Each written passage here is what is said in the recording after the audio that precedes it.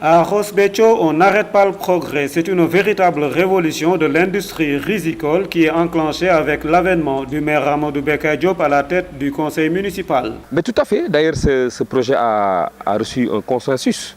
Tout le monde l'a apprécié à sa juste valeur et je suis persuadé que tous les conseillers, toutes les populations de Ross Béthio vont y travailler puisque ce sera une manière de mettre encore plus en avant la commune de Ross Béthio et c'est une manière également de prendre réellement en charge les besoins de la commune et de participer activement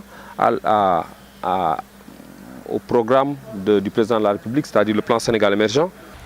Sur une centaine de projets, 38 sont déjà retenus pour lancer la grande aventure vers l'émergence d'une riziculture autosuffisante. Il s'agit d'unités de décortiquage, il s'agit de silos de stockage, de mise en place de silos de stockage.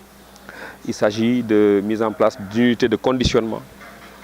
Il s'agit de mettre en place un marché central du riz où vraiment toutes les transactions, production, vente, etc., vont se discuter à ce niveau. Il s'agit également de mise en place d'un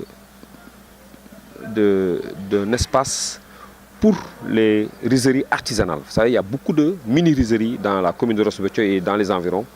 Une aventure qui ne laisse aucun acteur indifférent. Parmi les projets d'ailleurs, il y en a un qui est d'une grande importance, qui concerne des structures telles que le comptoir commercial Maniaï Ndiaye. Je veux le citer parce que ce comptoir commercial fait partie des plus gros importateurs de riz au Sénégal. Et justement, ils ont décidé de réduire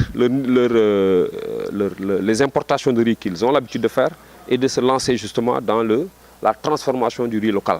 Donc ils vont venir chez les producteurs, acheter le riz paddy, faire la transformation avec leur marque et revendre sur le circuit sénégalais. Donc pour vous dire que c'est des projets d'une grande envergure et viable. Ici, le nœud de la guerre n'est pas l'argent qui va financer ces projets, mais les terres qui vont les accueillir.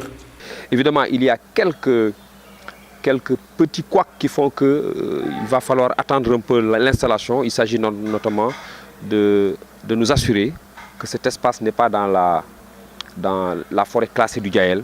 Et même si tel est le cas, il s'agira peut-être de faire une proposition aux autorités pour que vraiment cette partie soit déclassée, puisque c'est un espace qui va non seulement participer à l'atteinte de l'autosuffisance en riz, mais qui va permettre aussi de créer beaucoup d'emplois pour nos jeunes. Le delta du fleuve Sénégal sera bientôt la Californie du Sénégal, pour paraphraser le président Abdou Diouf.